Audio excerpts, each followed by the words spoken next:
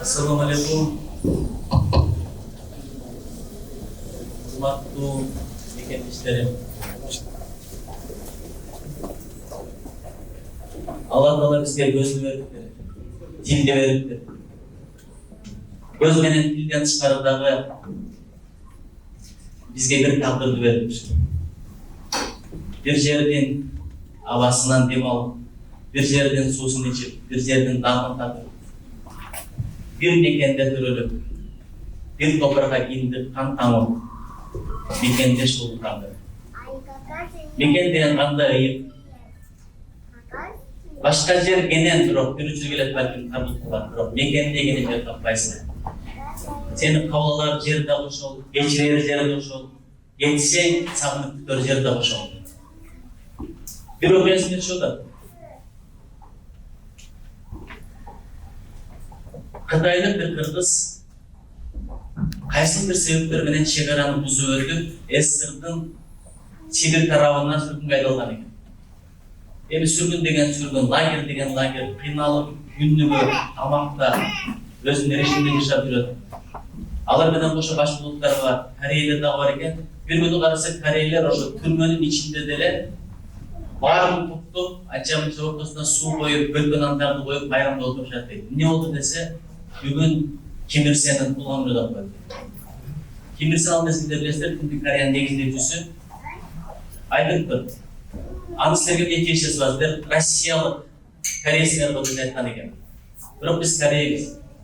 Senden ayırmamız bizim özümüzün memleketimiz var. Meyli jaman olsun, jakşı olsun. Egemen өлkөбүз var. Oşonun negizlеген adamdын туулган күнү ошонун байрамында отурабыз. Ошондо көзүм аябай жаш келгендей. Анткени менин чоң мекеним жок экен. Менин өзүмдүн эгемен өлкөм жок экен деп арман кылдым эле. Кудай ойному болгон экен, дуа кылган экенмин. Мына азыр чоң кыргыз бар деп. Кытайлыктар бизди чоң кыргыз дейт экен. Ошо чоң кыргыздан силерге чоң салам. Салам алейкум.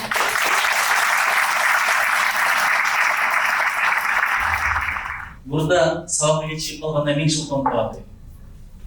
Мал карап калдым эле. Агам кийимди кийип кетип калып, келечек күтүп калдым деп.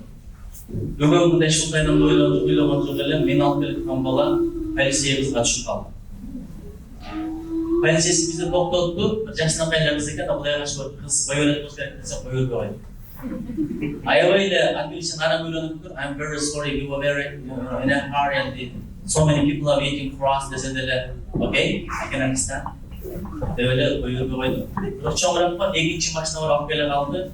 Bu da olsa bizden oldu, cemaatın ıntımağı, özlere baylanışı, bu da hoşunu kılsın, geleceği göz gerek olsun, mutfağı olsun, tem olsun.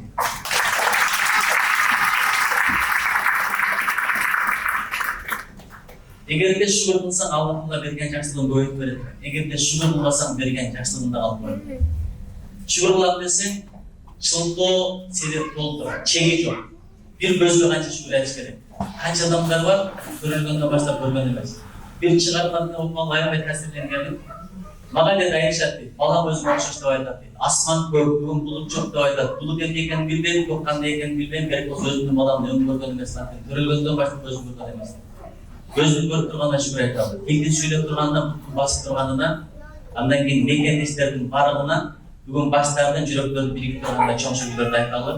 Бүгін бір жерге бардым, кезгенде дуа дегенде жанында қайшылықты, ерсен қырғыздың қосылдыра, ошол туу үчүн шүкүр айталы. Өзүбүз ичип өскөн суу үчүн шүкүр айталы. Мекен үчүн, эл үчүн шүкүр айталы, жер үчүн шүкүр айталы.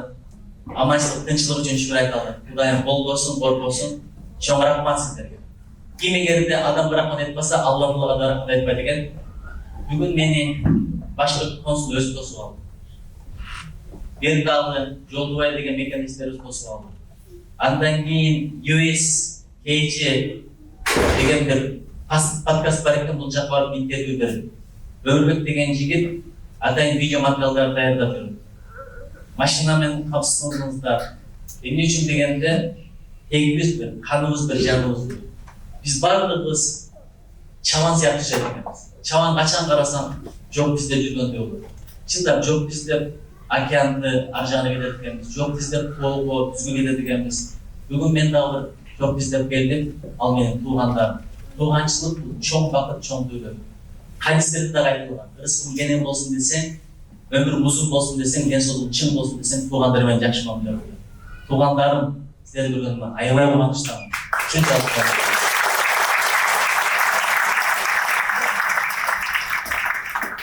Bir adam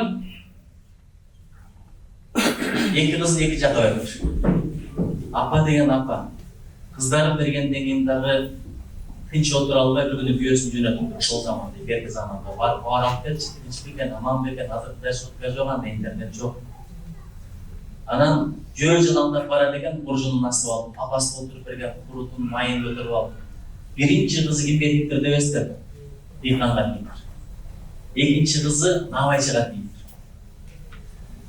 Дыйканга деген кызына барса айтат эмес, атакен. Карыз сугап үрөн алып, жер айлап, кайсыл сыйып койдук. Бирок жамгыр жаабай да бир дуа кылмыкчы, атанын дуасы сөзсүз дейт. Жамгыр жаасыз дейт. Анан балык кызынын көңүлүнө талбай айткан тилегин орундатып, дуаны берет экен. Bir gün suyu görüp, ertesi günü Nabайчыга деген kızına vardı. Ağa barıp сурайт экен, кандай кызың жакшы десе, ата жакшы. Бирок карыз алып, тандыр жасадык эле, бирок бургабай да. Kokuz жамгыр жааса, бургабай калат. Жамгыр жаабай турсун бир дуа кылчы дейт. Анан ага да дуа кылып коет экен, үйүнө келсе апасы айтат экен, кыздарым кандай десе, кыздарым жамгыр жааса дагы, жабаса дагы Кудайга шүгүр экен. Жамгыр жааса дагы, жабаса дагы Кыргызстанда баардыгы Кудайга шүгүр. Aman ben barısı kesalamaydı.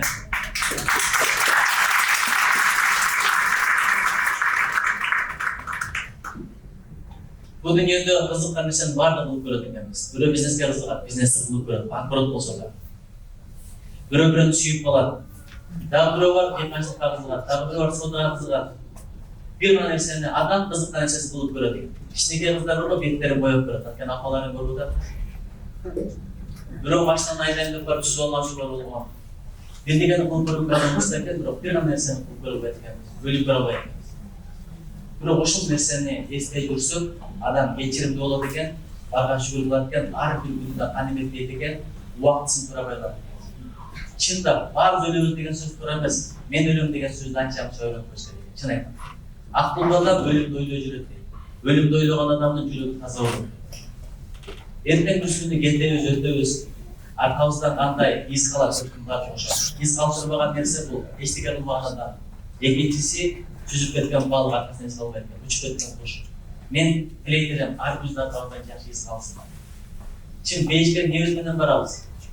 Bu dünyada siyurmatka ortuğun, nam kursun, pamak koysun. Allah Teala men bulgama bilede yaxşı amal koyuş gerek. Men düşünüyorum, bardığımızın içinde göz var. Baylık, bilik, hareket, turmuş, terişlikler жүрөбүz, бирок көңүлдөрдү калтырбайды. Өмүр кымбат дейт, өмүрдөн да көңүл кымбат дейт. Мен бул жакка көңүл издеп келдим, бата издеп келдим. Неге билесиздер?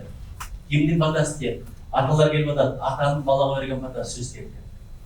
Апанын балага берген батасы сөзсүз дейт. Адилеттин башкаруучунун батасы сөзсүз дейт. Оруз утуп жүргөн кишилердин батасы сөз дейт. Анан мусафырлардын батасы сөз дейт. Азыр канчалык элге жетсеңиздер деле, канчалык бизди кубандырсаңыздар деле мусафир абалдасыздар. Сиздердин батаңыздар башкача. Өзүңүздөр менен кошо элге журтка Кыргызстанга да көбүрөөк бата кылыңыздарчы. Өткөндө башка диндеги экөөнүн окуясын угалынан калдым. Кыз Иранда болот экен, бала Америкада болот экен. Анан бири жактырып калып, бирок бала айтат, канча жакшы көрдүм, канча кат жазып жөтөрбөй койду дейт. Анан бир эле жолу калды. Кандай десем, 2 жума бою бир күндөр тилек кылып, Алла Таала башка иштерден ушуну мен алмак берсе. Bir iş менен менин сатыма келип, катарын иштеп калды, ошондо мен сүйлөбөй башка. Ошон үчүн дуа тилек кыла берели. Кыргызстандын келечеги кең, потенциалы чоң, сиздерде улуттары бар. Биз абдан сыймыктанабыз. Сиздердин батаңызда бардамдар. Экендиштер, мен сиздерден бир эки нерсе сурап берейин. Баары жакшы, бүгүн келип алып ушунчалык кубанды. Дуа деген кафени ачкандардын тарихин окуп көрдүм. Өткөн кеткен айтып беришти. Geçinde uşunçalık bu adam geldi ayımları getirdik, orunca getirdi oldu. Özü İtalya tamaklarını düzelttik, bırak adalda. Bunday takı bulmadı. Bu da bizim taptancı oldu. Uşunçalık kendi alıp yürüsünde bir getirdik, Allah'ın vay vaysın. Geçer biz. Philadelphia'da bulduk, New York'ta bulduk, Washington'da bulduk, alacaklarımız onlardan uşunçalık yiyeceğiz. Trak kampanyalar düşünenler var ya, kafelerden çıkanlar var ya. Bizdi günü menen çarpıdık, uktağan jokpuz. New York'ta olduk, gündüz olsa жол кылышы oldu, saat 9'da dagы bir жол кылышы oldu, түнкү 1'ge чейин жол кылышы oldu. Алар ийинди көрүп дагы кубандым. Кыргыздын балдары чыктырымда абдан кыйын экен. Андан кийин баягы подкастка барганда ушул жакта масс-медиа outlet койду, ошондой түзгөн балдарды көрүп дагы да кубандым. Бирок эстерден бирдеге суранат элем. Апалар турат. Өткөндө Америкада элчимен сүйлөшүп. Азыр дейт, Чикагодо кыргыздар аябай көп дейт. Бир, экинчиден дагы көбөйүп барат. Бизге кайрылгандар андан да көп. Грекияга кайрылгандар мындан да көп. Бирок бир сөз да айтам. Азыр баргандар кыргыз бойдон калат. Тегин, тарыхын, тагдырын, түбүн унутпайт. Бирок алардын балдары кандай болот ага мен жок албайм. Мен сизден суранат элем, ушул жагынан көрүүнү көрөм. Мен Германияга барганда ал жакта түрктөр өздөрү мектептерин ачты. Атайын китепканаларын ачты. Балдарга жомок китептер даярдап эсептен дегенде немис коомдарын ачып телевизион алса, маданиятын алса ошол менен алар түрк болот деп коюшпар экен. Мен ойлоп турганда ошол. Азыр жыл сайын статистика боюнча 3 миллиардка чейин чет өлкөдөгү мигранттардан келет. Ал жакшы, убактылуу маселе чечип атабыз. Бирок бир деген байкап атасыздар. Сиздер кыйналып табасыздар.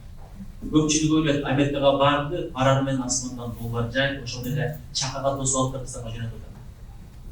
Бирок андай эмес. Мен кечээ балдардан сурадым, канча көчөдө калдык деп. Кайра сурап болгондой болду. Бирөөгө барсам өзүң дегендесин да жардам бербей калат деп ошондой көрдүм. Ошентип ыйлап сыктап ач калдым, эч калдым ушундай келге жеттик дейт. Бул чындык. Бирок Кыргызстандагылар бирдеке болсо эле акча жөнөтүп атат. Силер жөнөтүп атасыңар, бирок кайсыл максатта колдонуп атат ошондой колдоп коюңуздар. Бюджет деген түшүнүк бар, мен депутат болгондон кийин түшүндүм. Кадимкидей 1 жылдык бюджет кабыл алабыз, андан кийинки жылдагы бюджеттин прогнозун сурайбыз. Мына быйыл эмне кыласыңар, 2 жыл кандай пландап атасыңар? Ошого жараша бекитип беребиз. Сиздер дагы ал жака жөнөтүп атканда акчаны каяка колдоносуң деп сурап коюңуздарчы. Жөн эле бере берсең, жөн эле ала беребиз адам үчүн.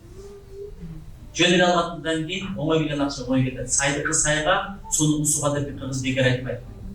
Сиздердин кадырыңыздар бар, анткени акча жөнөтүп аткан адамдын кадыры дайыма болот. Токош берип аткан кишинин кадыры дайыма болот. Ошого бир сурап коюңуздар. Каяка колдонуп атат, жок деген ойлонуп койсун. Анткени бизге финансылык сабаттын аябай керек. Ушуну бир сурап коюңуздар, мен сурадым. Же болбосо кадимкидей эле грант берет.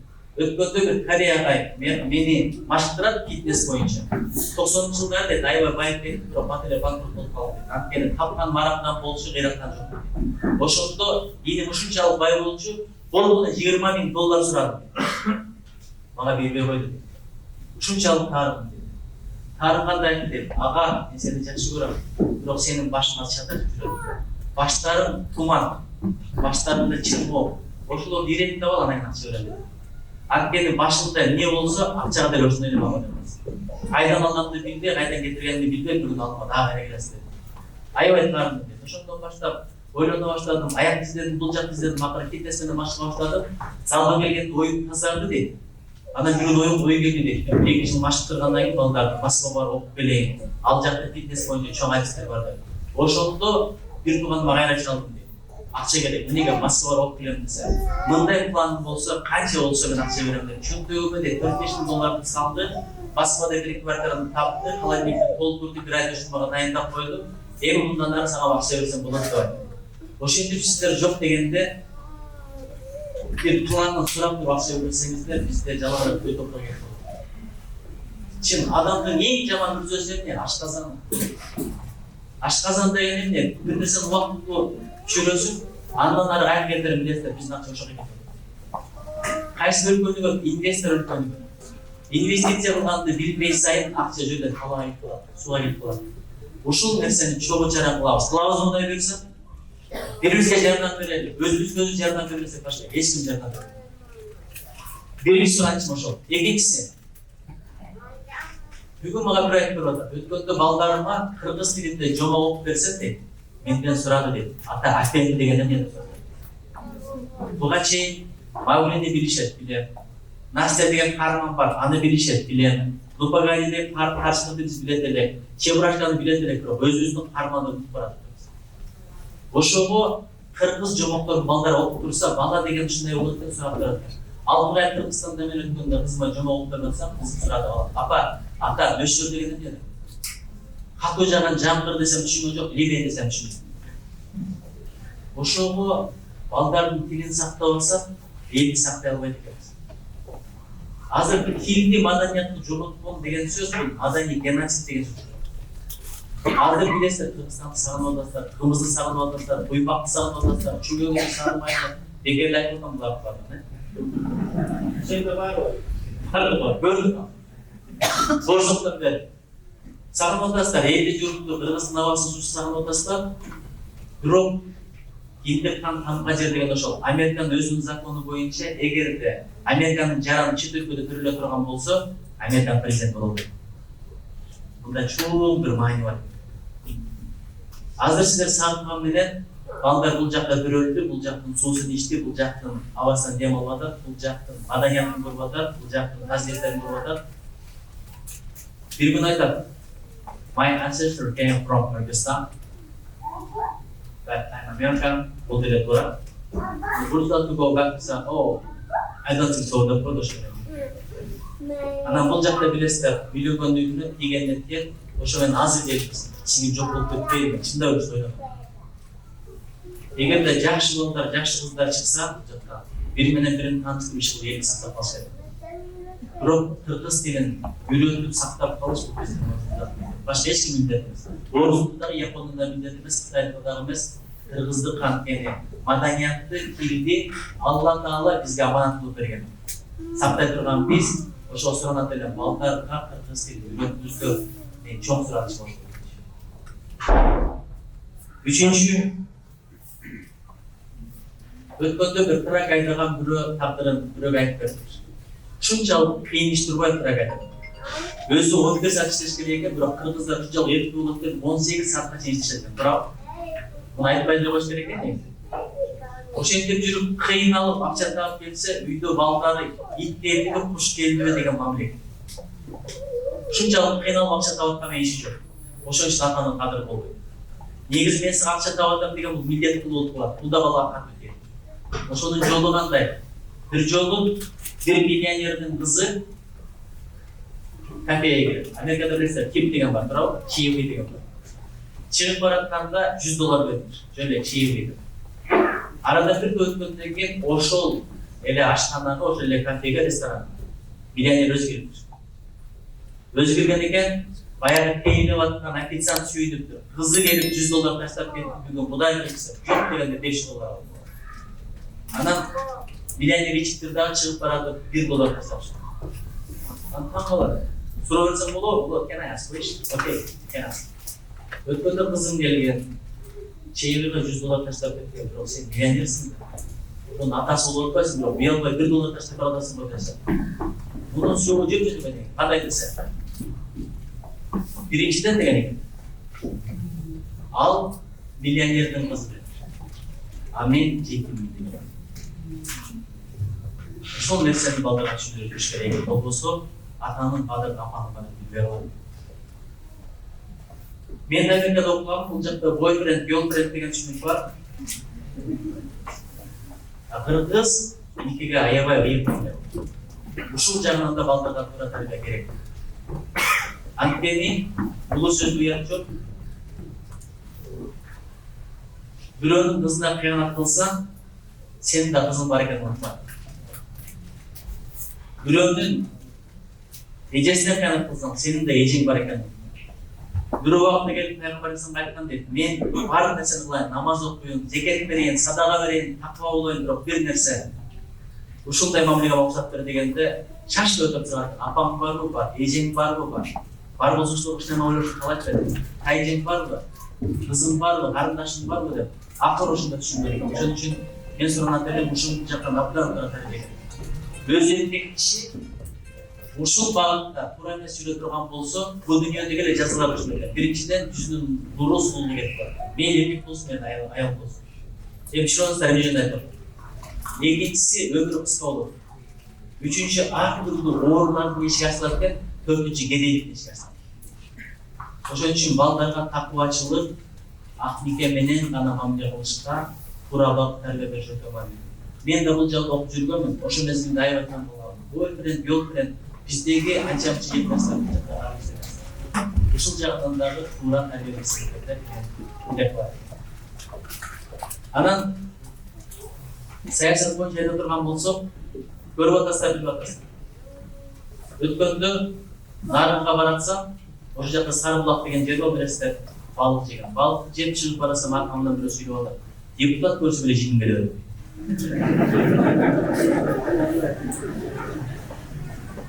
Мен анын кызын ала качтым деп айтырын чачтым деп. Чын алдыдан көп уйөтүп баратса, машина менен баратканда билесиздер го, сигнал берсем деле козголбойт. Эмнеге үчүн дегенде, эмне үчүн качпайт десе, качан көпчүлүк болгондо мага эмес башка бирөөгө сигнал берип атат деп түшүнүп дегенде. Бизде өчүндө болуп калып, жаман көрүп атат десе, мен эмес 90 депутат башка бирөө жаман көрүп атса деп өзүм калып кетип калдым. Силер деле жаман көрүп атсаңар керек. Өткөндө бир Санкт-Петербургдан эжеси телефон чалды. Бейтаныш телефон ала албай турган мен аябай урмуштум. Силер жеп койбой койдуңарбы деп атпайм. Жеп койбой жатасыңар. Ушунча жеп койбой Кыргызстанда түгөндүңөр, мен бул жакта кыйналбаган балам кымалып кетти деп атпайм. Ошондо түшүндүм, байкуш апа да табыш керек. Ошол булду чыгарыш керек. Ишенесиздерби? 1 сааттан ашык урушту, 1 сааттан ашык укту. Максатым бирөө гана болчу. Апа баласы камалып кеткендин тагдыры эч ким билбейт. Бир болсо жеңилдеп алсын. Жеңилгөнбө ушунчалык арман экен, мен балам камалып айтып жатам, мынтип жатам, ооруп атам, акча таба албайм. Балама бир киргизгенге бирдеме жок, силер жатасыңар. Аныңар мынтип атат, мыныңар мынтип атат. Чыккан жок. Акырын 1 сааттан барып түгөндүр эже. Кудай билсе балам эртеге алдыбыздан чыгып келет. Биз колдон келген жардам беребиз деп. Бир күнүн телефон чалды. Балам, эчемен сага деп койдум окшойт ачуу. Койчу. Ошол аракетин кылып, эче биздин дипломаттар баласына кирип чыкты. Ушунчалык бактылуу. Ошон үчүн анча-мынча жашыңар келсе телефон берип кетейин. Жок дегенде ошол болбосо келсин, ошол турат.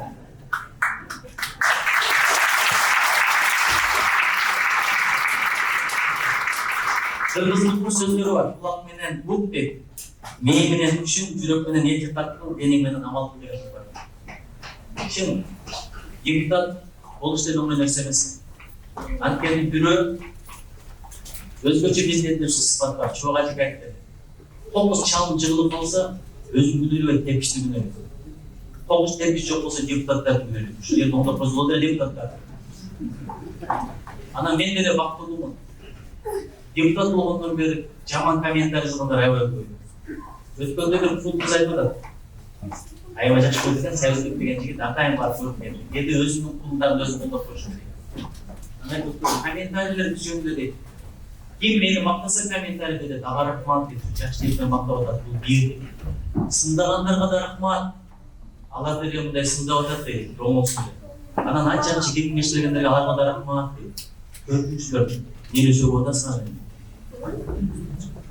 Азыр мен комментарийге сөккөндөргө аябай кутулуум, анткени сөккөндөр энеңди деп баштайбыз, энеде эмне күнөө? Эне барбы? Атаң менен апам чакырса биринчи энеңе жооп бер деген.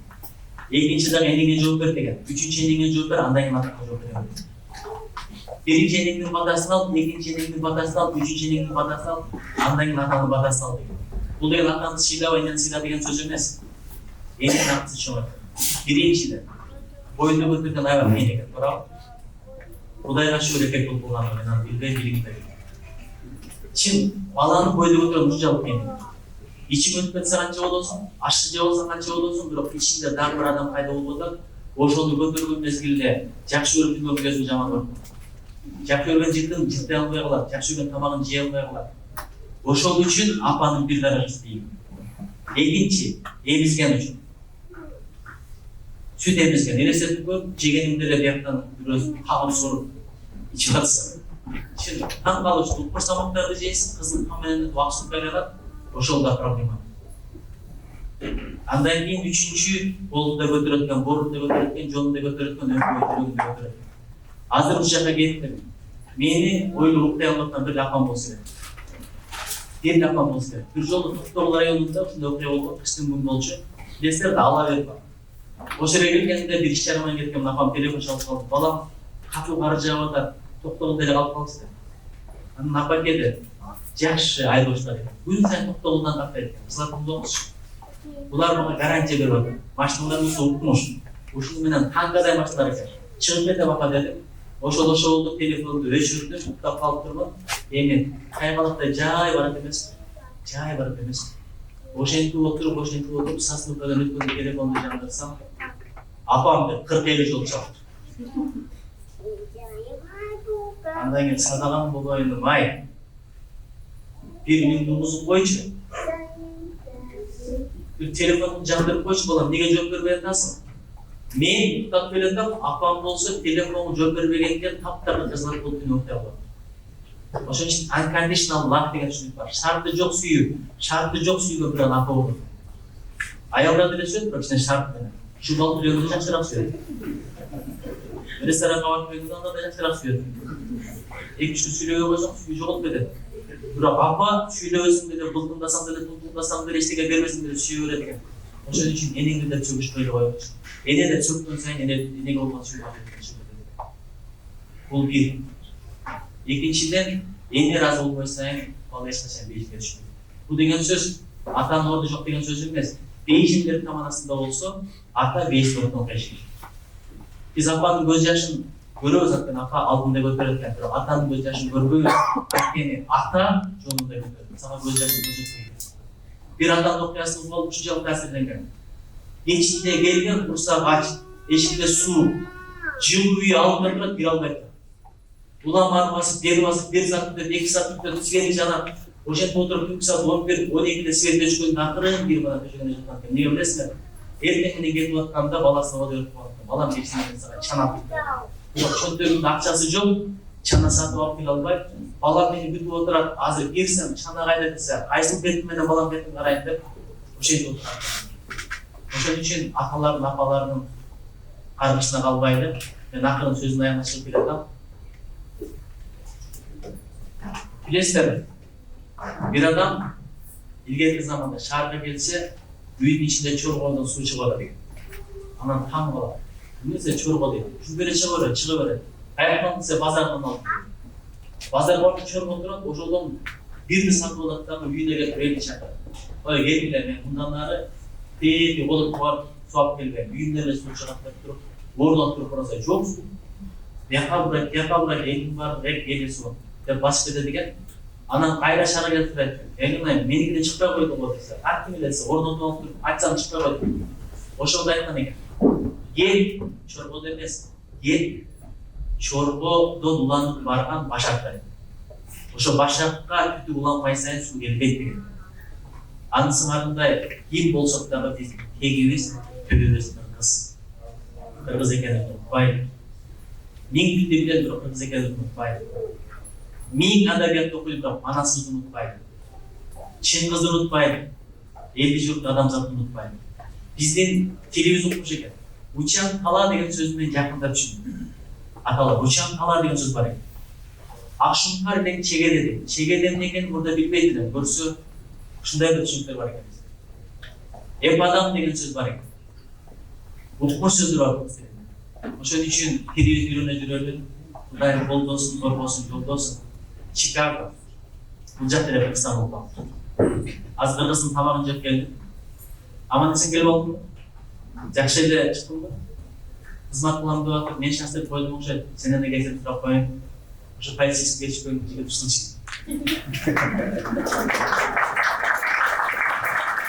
Башка бир болсо кызат болсо керек, кыргыздын жигиттери дайым жылмайт. Ушу америкалыктардын эки сыпатын айтып коеюн. Жылмайган сыпаты бар экен. Мындай кетип атып, көзүмө көз чалышканса кайда өтпөдү. Мен да кечке күнү жүрдүм, мен да бирөөгө кайдап коеюн. Чын кандай мамиле көрсөң, ошол мамилени көрбөйт. Бул бир. Экинчиден Кыргызстандан өткөндө бирөө келип, green card утуп алды. Өткөн жыл. Ал кайдан кайра кетип калды. Неге десе, бул жагы скучно экен деп койду. Интрига жок. Uşaklaşaydı sen, Afrika'da uşaklaşmaydı eкен. Uşaklar çıkıyor, ya aman serik ketті. Şimdi, анан өздерімен өздері, біреудің биігін талқылашпайды. Шашымызда екен, башымызда екен. Бұл жақтан кеше бана немеде, километрден бір айтты, жолдың шығып бере айтты. Қырғызстанға барсам арақ бұл, эми кыргыз элесин бул чачын көрсөтүп жүрбөсүн деген бул Америкадан да жуткан жок. Ошон үчүн үйрөнгөн нерсе үйрөнүп барабыз, үйрөнбөгөн нерсе үйрөнбөй да барабыз. Кандай болсо дагы мен сизден суранат элем, бирөөсүгө тилек болуп жүрөлү. Кудайым колдосун, коргосун, жолдосун, эки дүйнөдө жалпы бий кылсын. Мен дагы мусафирликте бата сизге. Атайын келгениңизге чоң рахмат. Убакыт бергениңизге чоң рахмат.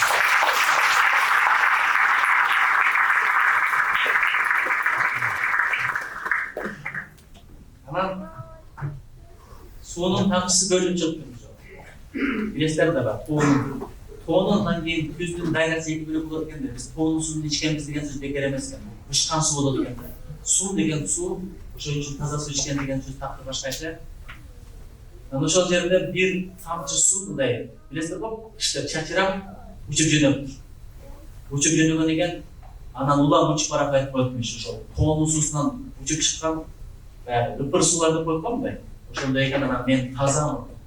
Мен тунукмун, мендей тунук ким бар, мендей таза ким бар деп ушундай мактанып учуп баратат экен. Ал жакка карап, мендей тунук ким бар, мендей таза ким бар деп барып аягына чалчыкка түшүп калды. Анан мендей тунук ким бар десе чалчык болбой эле деп болгон экен. Дагы бир суранычым ошол, чалчык кылайынбы же кылбайынбы деп сурабай. Эгер түшүп калсаң сен да чалчык кыл. Жакшы чөйрө тандап жүрүңүздөр.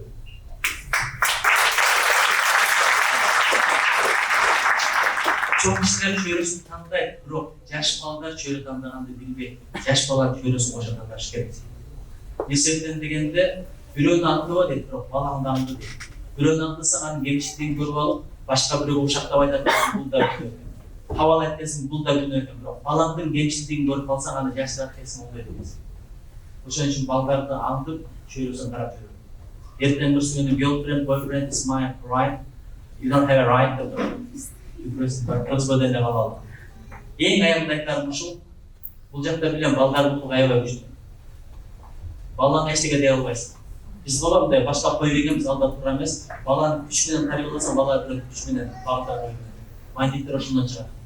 Анан бала өстүрүүгө боло берсең, бала 200 болуп калат. Сен бар жерде башкача, сен жок жерде башкача болот. Бирок бир деген айтайын. Бир адам, бир жигит так жолдон адашкан эмес. Ушунчалык такыба экен, ушунчалык ыймандуу экен. Анан аркасынан шайтандар түшөт. Эң ыймандуу болсо жолдон чыгарганга аракет кылат шайтандар. Бир кичинеге бала түшөт, колунан эчтеке келбейт. Чоң бала түшөт, анда колунан эчтеке келбейт. Андан чоңу түшөт, 4-5 бир түшөт. Эч колунан келбейт. Шайтан атасы урушат. Ушунчалык жүрүп жолдон чыгара албайсыңар деп. Анан бир күнү эч ким колунан келбей койгондо шайтан чакырып туруп сурайт. Балам барып көрүп келчи, бул атасы бар бекен жок. Анан барып көрүп келет деп, атасы бар экен. Билип келгендей киши десе, билип келет экен. Топтоо, салават суу, намазы жайында, орозо туткан, зекет берген, садака берген, ушунчалык такыба кишкен. Анан атасы кандай мамиле кылат экен десе, дайым атасын угат экен, атасынын кеңешинен чыгат экен, атасынын чийген сызыгынан чийип чыкпайт деп ойлойт. Анда бала муара болбо, аны жолдон чыгара албайсың, адастыра албайсың. Ошон үчүн аталар турат, аталар биздин бактыбыз. Ушулардын батасын алалы, абалардын айткан сөзүн аткаралы. Кудайым бизди такыба кылсын, ыймандуу кылсын, Кудайдан корккон кылсын. Elibizde var olsun, yaratığımız jar olsun, çöllerimiz şar olsun, жүрөктө намыс менен ар болсун. Кыргызым, кыргыз экен. Чоң рахмат.